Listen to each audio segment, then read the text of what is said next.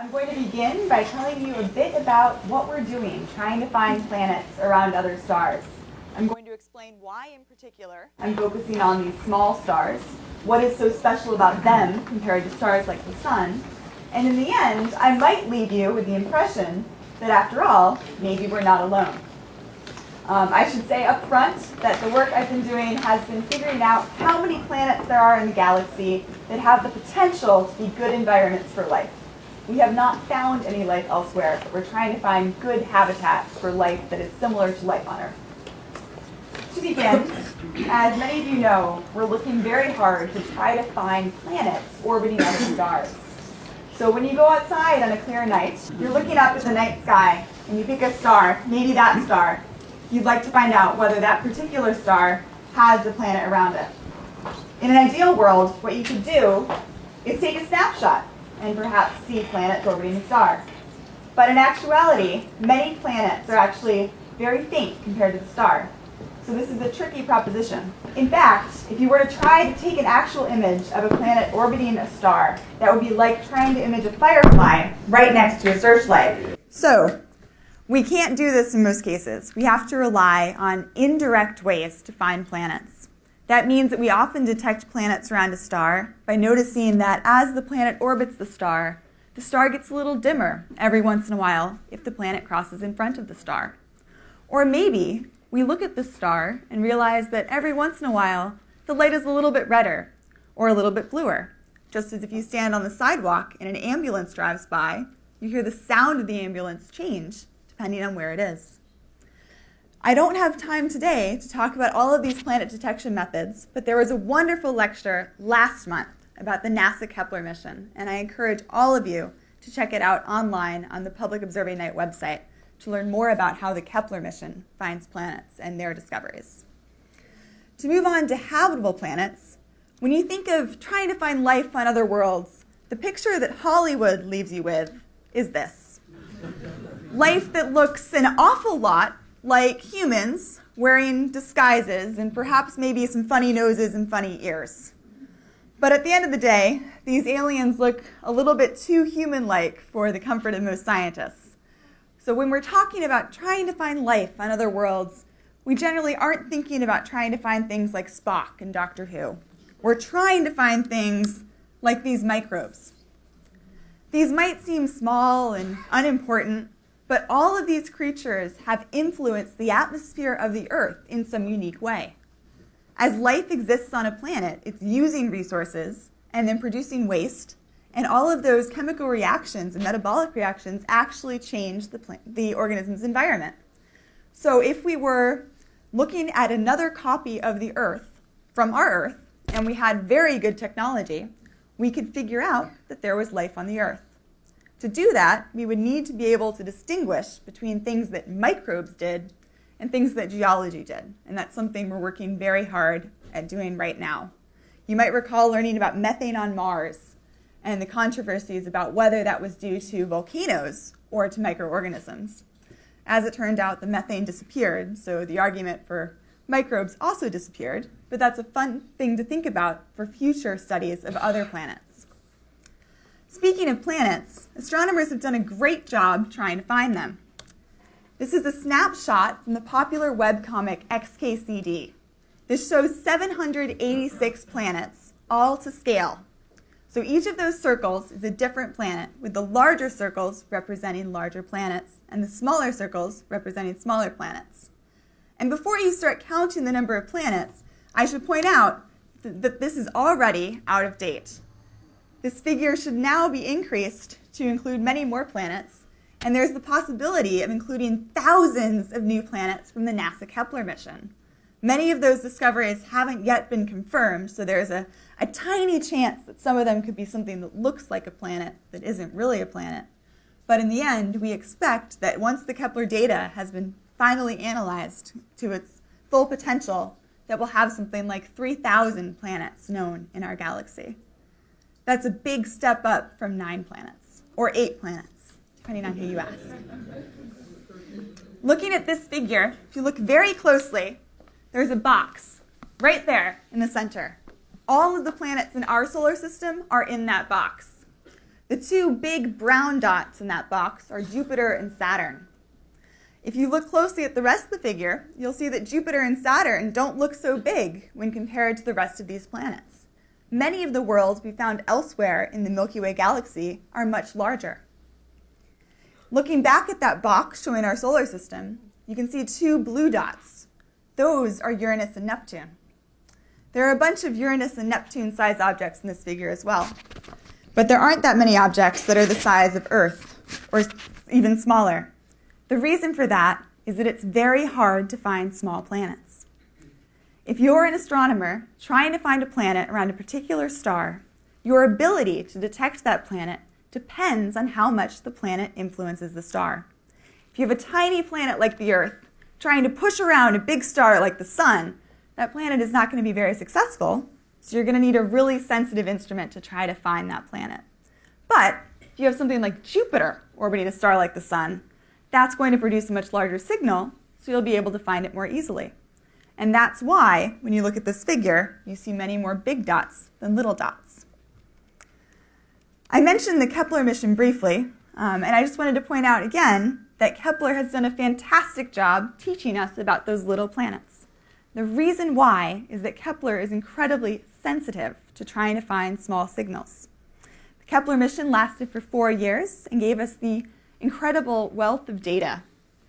You can see here in this plot of the number of planets found of different sizes just how important the Kepler mission has been for changing our picture of planets orbiting other stars.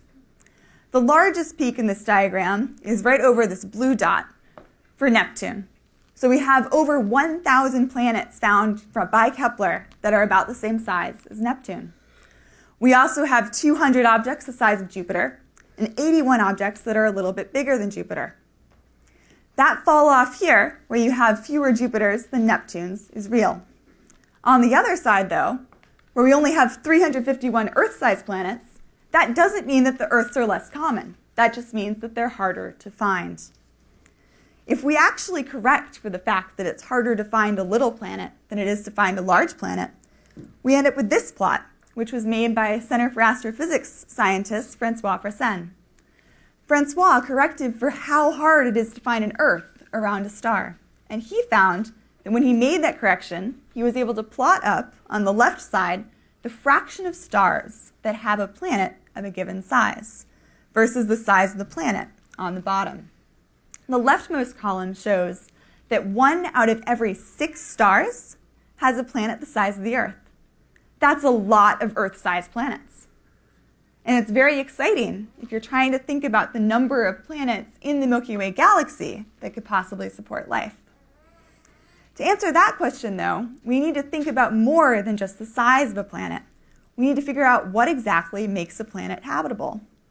And if we do that, we can then answer the question, how common are habitable planets?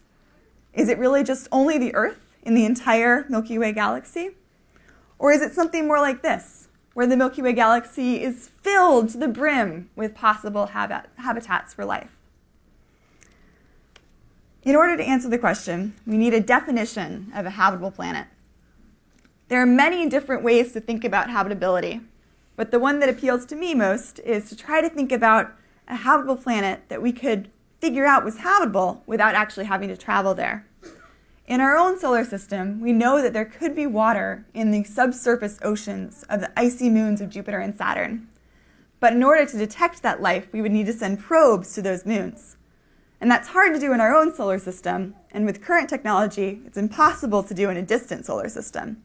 So for now, astronomers tend to restrict their searches to planets that have liquid water on the surface. The reason for that is that we know that all life on Earth uses liquid water in some form or another. So we're going to infer that if we're trying to find life that we can recognize as life, maybe we should start with what we know and try to find life that does the same thing as life on Earth. In order to have liquid water on the surface of a planet, we have 2 requirements that we have to meet. The first is that we want to look for a rocky planet. We don't want to try to find something like Jupiter, because although Carl Sagan talked about the possibilities of having floaters in the atmospheres of Jupiter where maybe life could exist there, we don't know how we would detect that. So we're going to stick to try to find something that's rocky like Earth or maybe Mars. There's also a whole class of planets that doesn't exist in our solar system. Those are the things called super-Earths. They're intermediate in size between Earth and Neptune, and we're pretty sure that at least for objects that are less than about twice the size of Earth, they might be rocky, and those might be great places to look for life. Above about 2 times the size of Earth, we think planets are probably more like Neptune than they are like Earth. So that sets one criterion for us. We'd like to find a planet that's 2 times the size of the Earth or smaller. The second requirement for a habitable planet is we want something that's the right temperature for liquid water to exist on the surface. We don't want to find a planet that is as hot as Mercury, because then all the water would have evaporated. We also don't want to find something that's so cold that all of the water would be frozen. Now that we've established our 2 criteria, that we want something small and we want something the right temperature, we can look at the Kepler planet candidates and see if any of them match our criteria.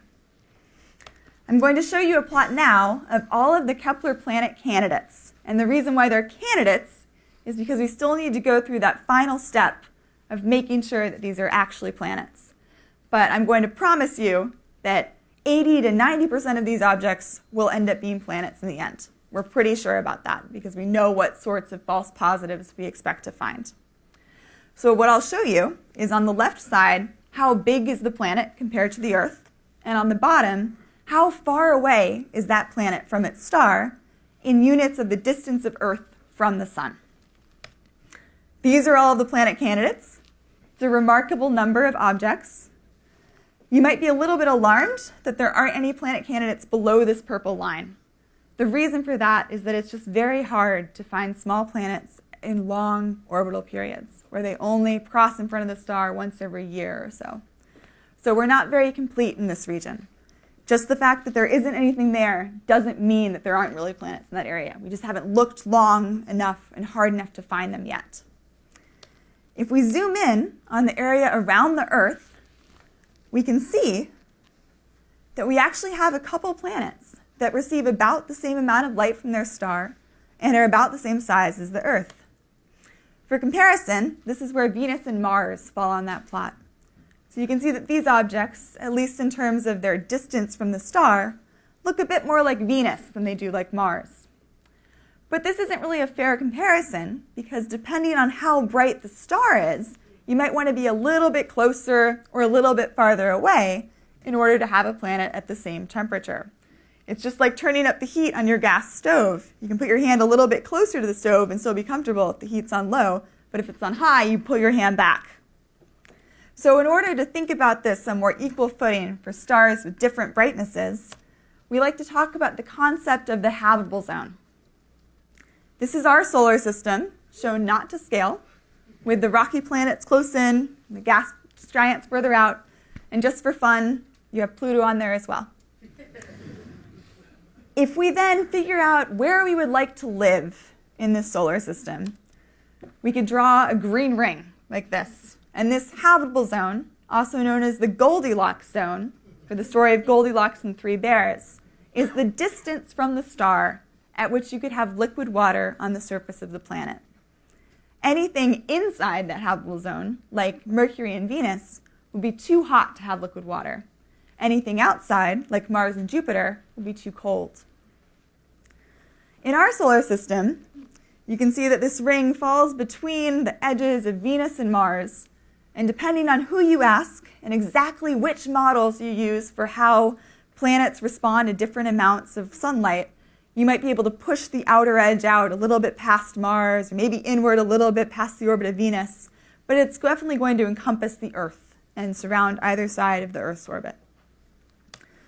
Flipping the projection a bit and adopting a bit more optimistic range for the habitable zone, we can then ask the question, are there any other stars in our Milky Way galaxy that have systems like this? Systems where there are planets within the habitable zone? And the answer is really exciting. It's yes. And the reason why we know this is thanks to the Kepler mission and to ground-based radial velocity surveys, which is the way of finding a planet based on the the Doppler wobble, where you see the light change color from red to blue as the planet orbits the star. And in that case, one of the examples of a planetary system with planets in the habitable zone is Kepler 62. This star has two planets, Kepler 62f and 62e, in the habitable zone. The planets are shown here to scale, so you can see that 62e and f are roughly 1.5 to 2 times the size of Earth. That's good. That means that there's a good chance that those planets are rocky. We haven't actually measured the masses of these objects, so we're not sure for certain, but there's a good chance. So maybe these would be good places to buy a second home. Who knows? One thing you might notice looking at this diagram is that it seems like the habitable zone for Kepler 62 is a little bit smaller and a little bit closer to the star than the habitable zone for the sun. That's actually true, and the reason why that occurs is because the star, Kepler 62, is cooler and redder than the sun. That means for a planet to get the same amount of light, it needs to be in a little bit closer. As it turns out, the majority of stars in our galaxy are actually small stars. On a dark night from Massachusetts, you might look up and see something like this. But if your eyes were very sensitive to red light, you would notice that there actually were 12 times as many red dwarfs as stars like the sun. You can see them filling in here in this animation. These red dwarfs are all over the place, and they actually annoy people who study galaxies so much that they refer to them as the vermin of the sky. But as someone who studies these red dwarfs, I prefer to think of them as the rubies of the sky. So they're really interesting stars because if you want to figure out how many planets there are in the galaxy that might be habitable, it makes sense to look around the most common type of star. And there are other advantages to trying to find planets around these red dwarfs as well. And that's just because they're so much smaller than a star like the sun. This is a diagram showing to scale the size of a medium-sized red dwarf compared to a star like the sun. Red dwarfs actually encompass a broad range of sizes. They range from about 10% to 60 or 70% the size of the sun, and they're much cooler. Because these stars are so much smaller, that means that it's a lot easier for a planet, even an Earth-sized planet, to boss them around. So if you have an Earth-sized planet orbiting an M-dwarf, you'll actually be able to see that signal from space or from the ground much more easily than you would if that same planet orbited a star like the sun. Another reason why I like to look for planets around these red dwarfs is that their habitable zones are much closer in. This is to scale the habitable zone of a sun-like star. If we throw up a red dwarf, though, you can see that the habitable zone is much, much closer in. In fact, a planet in the habitable zone of a star like the sun would have a year the same length as our year, 365 days. But a planet in the habitable zone of a red dwarf might have a year that lasted only 1 month. And that means if you're trying to find a planet around that star, you have 12 times as many opportunities to see the planet go around the star. And as someone who's trying to finish graduate school in a short amount of time, that's very, very helpful. So all of these reasons make the red dwarfs look like very attractive places to look for planets. But there's something else to consider, which is we live around a sun-like star, so we know a lot about what it's like to live around a sun-like star. But what would it be like to live around a red dwarf? Would things be different? Would it be irritating? Are there things about red dwarfs that make them good or bad places to live? And as it turns out, it's kind of a mixed bag. One of the things to notice about red dwarf planets is that they can sometimes be tidally locked. When we look up at the moon from Earth, we always see the same face of the moon. And for certain planets orbiting red dwarfs, the same face of the planet might always face the star. There are exceptions. You could have a planet that has other planets in the system, so maybe it would be in an orbit like Mercury's, where it's not quite the same face all the time, but it just rotates very slowly as it revolves around the star. Assuming, though, that you have one face of the planet always facing the star, which could happen for a large number of these habitable zone M-dwarf planets, then you would have to have serious discussions about where you'd like to live. depending on the strength of winds on this planet, there might be one side of the planet that's very hot on the side facing the star, and the side away from the star might be very cold. In that case, it might be a good idea to live along the terminator, this line separating the light side and the dark side of the planet. But there's also a chance that the winds might be very strong along the terminator, so maybe you'd rather live somewhere on the day side. Of course, you could also change how much atmosphere the planet has. If it has a very thick, sluggish atmosphere that doesn't really have that many winds, the climate will be very different than a planet that has winds that are whipping around every day very quickly. So there's a lot of work now that's being done on modeling the climates of planets orbiting red dwarfs. And the results are encouraging. Early on, there were concerns that if you had a planet that was tidally locked to a red dwarf, all of the atmosphere would freeze out because the planet would be so cold on the dark side, and that planet would never be habitable. But now, because we have much better climate models that are able to handle all three dimensions at the same time, we now know that those planets could actually retain their atmospheres, which is very good news. Another thing to worry about if you have a planet in the habitable zone of a red dwarf is the fact that red dwarfs have a lot of flares, particularly when they're young. Can you imagine living on a planet and getting hit with this section of the star? That would be a major telecommunications failure. And for early life, that could actually be problematic if you have DNA or the equivalent of this alien organism's DNA getting damaged by ultraviolet radiation. But if you had a core of the planet that generated magnetic fields, perhaps you would have some protection against these dangerous flares. In addition, like people, red dwarfs calm down as they age. They go through a very rebellious youth. But once they get to about, maybe 1 billion years old, 10 billion years old, they calm down a lot. And then they actually become very mellow stars that are quite calm, predictable environments. Another advantage of living around a red dwarf is that they live essentially forever. This is a plot comparing the life expectancy of a planet in the habitable zone of a star like the Sun on the left, in that little yellow bar with a height of about 9 billion years, compared to the lifetime of a planet in the habitable zone of an M dwarf, a red dwarf. In that case, this is 60 billion years. That's much longer than the age of the universe. There are red dwarfs that were born at the beginning of the universe that are still alive now. They haven't even reached middle age. The reason for that is that these stars are very small. They mix completely. They don't just use part of their fuel. They use everything that they're born with, and they use it at a very slow rate. They're really, if you think about it, the story of the tortoise and the hare, the M dwarfs are definitely the tortoises. And they might win in the end, too. So that brings me to the next section of my talk, which is speaking more about the work that I did last year with Professor David Charbonneau, focusing on the planets orbiting the M dwarfs in the Kepler sample.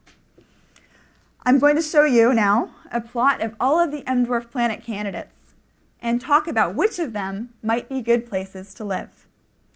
On the bottom, I'm going to show you how much light each of the planets receives. Here, the star is on the right side of the plot. So objects that are close to the star, like Mercury, would fall here at about 10 times the amount of light received by the Earth. Objects like Venus fall there. Earth-like objects get 1 times the amount of flux that the Earth receives. And then things like Mars would be on the left side of the plot. So things on the left side are planets that don't get that much light. Things on the right side get a lot of light because they're close to the star. On the left side, this is showing how big the planets are. So a true Earth analog would be right here. So watch that space and see if anything pops up. These are 95 planets orbiting Kepler M dwarfs. And if I remove those color guides now and add in the habitable zone instead, you can see that we found that 3 of our 95 planets received the right amount of light to have liquid water on their surfaces. Of those 3 objects, 2 are very similar in size to the Earth, and 1 is just a little bit bigger than 1.5 times the size of Earth. So all 3 meet the criteria for things that are likely to be rocky and the right temperature to have liquid water. As part of our study, we looked at all of the red dwarfs in the Kepler sample. There are about 4,000 of them. and we figured out for each of those 4,000 stars, how well did we look for planets? Would we have found a planet that was 2 Earth radii or 1 Earth radius, that went around the star once a month or once a year? And we were then able to figure out how we could convert our number of detected planets in the habitable zone into the fraction of stars that host potentially habitable planets. The number we found was that 15% of red dwarfs host Earth-like planets, where by Earth-like, we mean a planet that could potentially be habitable. Recently, Dave and I have been updating this calculation. We're using another 1.5 years of Kepler data, and we're also using updated boundaries for the habitable zone. We now have much better predictions for how far away planets can be from stars in order to have liquid water on the surface.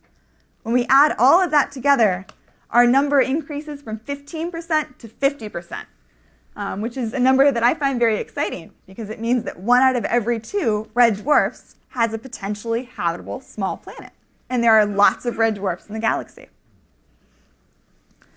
A common topic when discussing the possibility of finding life elsewhere in the universe is the Drake equation. This equation is a way of estimating the number of intelligent, communicating civilizations. And depending on whether you think alien life is likely to be intelligent or interested in communicating with us, you can chop off the equation at whatever point you'd like. So to begin, Frank Drake estimated the number of stars in the galaxy. This is something that we can go out and measure fairly well. This is a known quantity. The next term in this equation is multiplying the number of stars by the fraction of those stars that have planets. Back in the 1960s, when the Drake equation was proposed, F sub p was completely unknown. We knew in our solar system that we have 1 star and that star has planets, so maybe it was 1. But maybe the sun was the only star with planets, so maybe it was a very small number. Now with Kepler, we know from Francois Fressen's results that 1 out of every 6 stars has an Earth-like planet. And it seems increasingly likely that nearly all stars have a planet of some sort. The next term in this equation is, for the stars that have planets, how many potentially habitable planets do those stars have? Is it rare for a star to have a potentially habitable planet, or is it very common? The next term is, given you have an abode for life, is there actually life on that planet? And then, if there's life there, is that life intelligent? What fraction of life actually becomes intelligent? And then what fraction of that life chooses to communicate with other civilizations? And the last term, which is the one that might be a little bit scary if you compare to the current state of humans on the Earth, is how long does that civilization actually manage to exist during the planet's lifetime? Is there a point in which civilizations become so intelligent and so smart that they immediately wipe themselves out? Or are they able to survive until the star itself dies? As an astronomer, I feel very comfortable with these 2 terms and perhaps the first 3 terms. But I really have no idea what values we should plug in for F sub L, I, C, and T.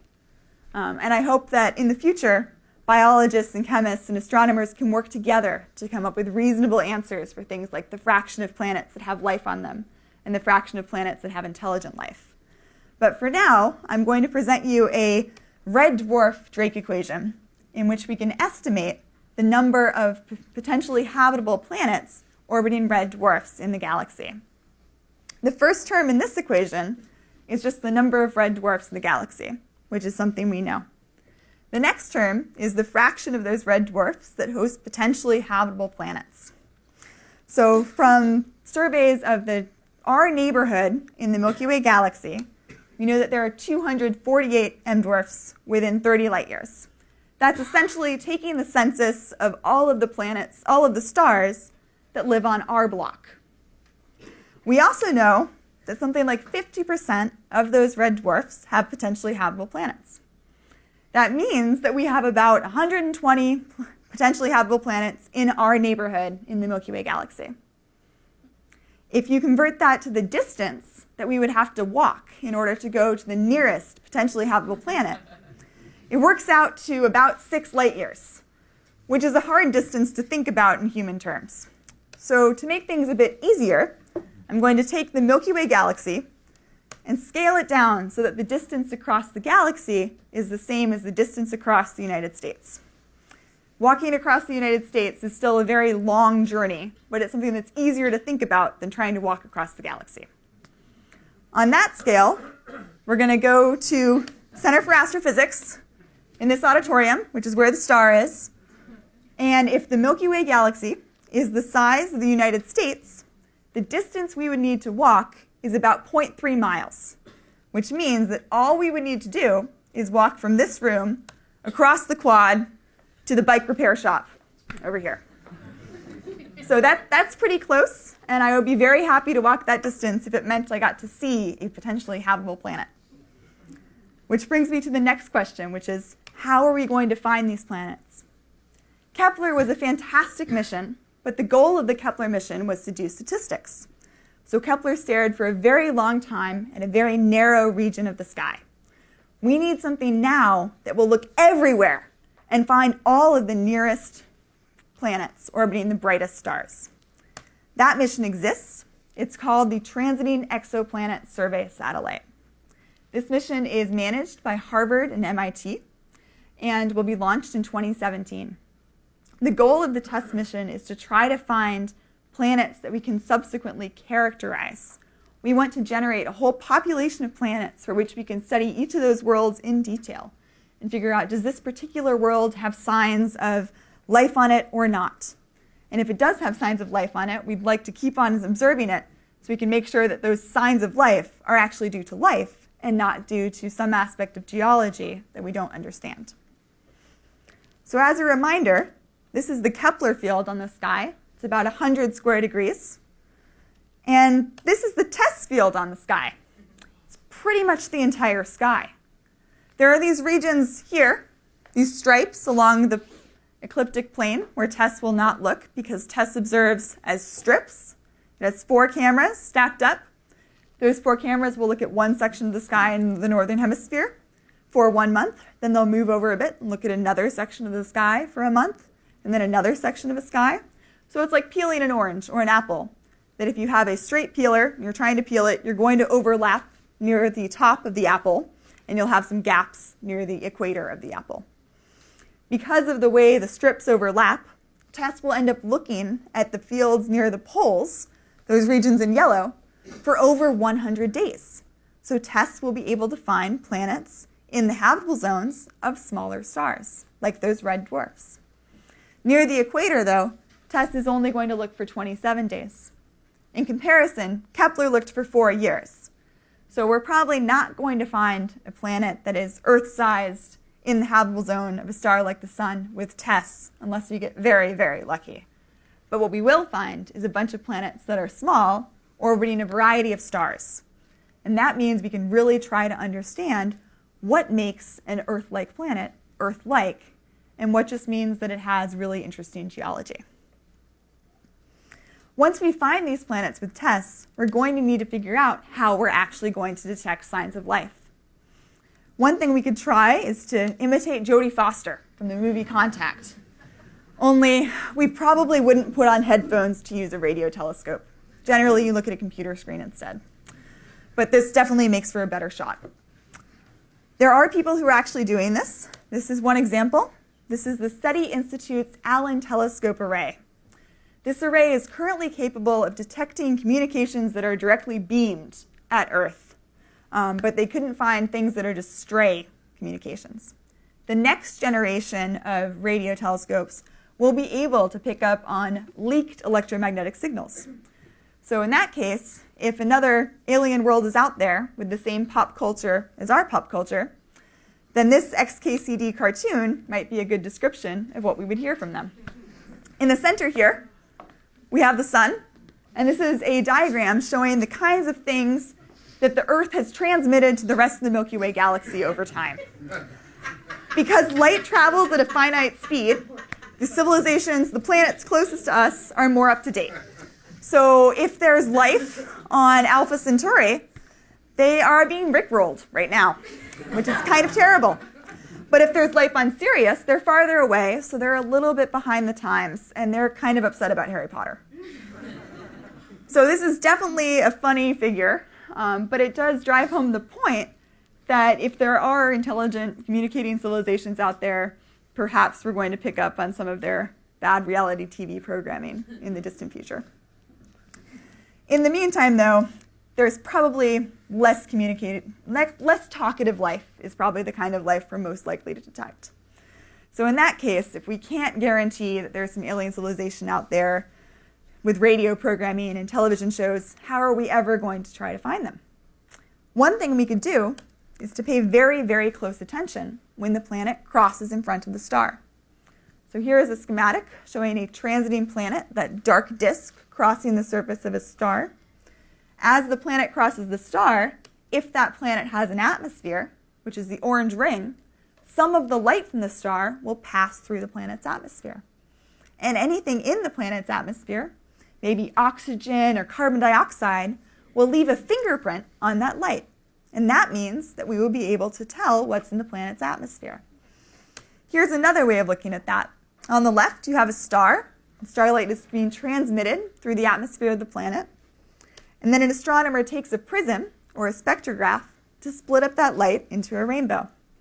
And this feature right here is due to something in the atmosphere of a planet. In this diagram, this is a sodium feature, but in the case of trying to find life, we might look for something different. We might look for signs of water, for instance.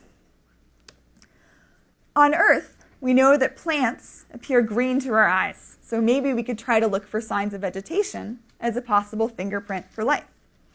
If we had infrared sensitive eyes, we would see that the plants are also very, very bright in infrared wavelengths.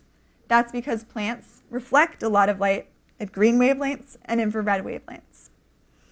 If we were then to construct a plot showing how bright plants look at different colors of light, we would be able to tell right here that there is a large jump where here we have green light and over here we have infrared light. And all of a sudden, things get much brighter, where the reflectivity jumps up. That feature is called the red edge, and it's due to vegetation. So we could try to look for that on other worlds. We could also try to look for this feature here, which is a bump in the reflectivity due to chlorophyll. This might seem a little bit Earth-specific, because how do we know that we would expect to see similar features on other planets? But it's a good starting point. And astronomers are working hard now with simulations to try to see what the Earth looks like at different times of year, assuming that you're looking at different portions of the Earth and that your instruments are varying levels of quality. Another thing you could do to test your ability to differentiate between worlds with life and worlds without life is to compare what you see in the atmosphere of the Earth to the atmospheres of other planets in our solar system. In this case, for the Earth, if you look at a plot of how bright the Earth appears to be versus the color of light, you can see little dips corresponding to ozone and water and carbon dioxide. However, if you were to make this plot for Venus, you would just see a dip for carbon dioxide. No ozone, no water. The same thing is true for Mars. So perhaps seeing the combination of water, ozone, and carbon dioxide tells you that there might be life on a particular planet. This requires lots of modeling to make sure that you're actually seeing a real signal that could only be explained by life instead of by a combination of other factors, but it's an active area of research. We need new instruments in order to get these data, though, for other planets. And there are a couple things on the horizon for how we're going to try to get these measurements for planets orbiting other stars. One of those missions is the James Webb Space Telescope. This instrument is being built right now and should be launched by the end of the decade. This is a scale model on the lower left, showing only a small fraction of the people who've actually helped with this mission. James Webb will be in space, and it has this big shield on the bottom to try to keep it cold, because it's going to do a very good job looking at the atmospheres of planets. James Webb will also teach us about other areas of astrophysics. Another area in which we'll be able to learn a lot more about small planets in the future is by using large telescopes on the ground. These large telescopes collect much more light than the current generation of telescopes. The current large telescopes used by professional astronomers are about 30 feet across. The next generation will be close to 100 feet across. It's a huge telescope. There are three possible designs for this next generation of telescopes. One of them is the 30-meter telescope. Another is the European Extremely Large Telescope, which is quite a creative name. Both of them are very creative. And my personal favorite is the Giant Magellan Telescope, which is the project that Harvard and the Smithsonian are helping to build. The reason why we want such a large telescope is that increasing the size of your telescope increases your ability to collect light, which means that you're better able to study things that are very small signals. In this case, one of these mirrors in the GMT is the size of a current cutting-edge large telescope. So this is an incredible improvement in our ability to measure the atmospheres of other planets. The Giant Magellan Telescope will also help us to find planets that are orbiting stars. Right now, it's shooting lasers off into the sky, which might seem very odd, but the reason why the GMT will do that is because if you're trying to look for very small signals, the fact that the atmosphere changes can be a problem.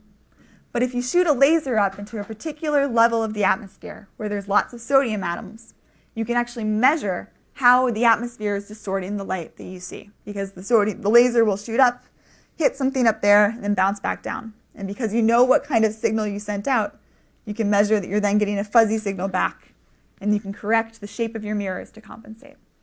So it's really remarkable technology. We have that available now in some large telescopes, but this is going to be a whole new regime when we have adaptive optics, which is what the laser system is called, operating on a 24-meter telescope. So to summarize, there are three main points from today's talk. One of them is that small planets are common. Prior to the advent of exoplanet detection, we really didn't know if that was true. All we knew about planets was the planets in our own solar system. We knew that we had rocky planets close to the star and gas giants farther out, and we had no idea whether this was common in the galaxy. The Earth might have been all alone, but now we know that most stars have planets. We also know that there are many potentially habitable planets in the solar neighborhood.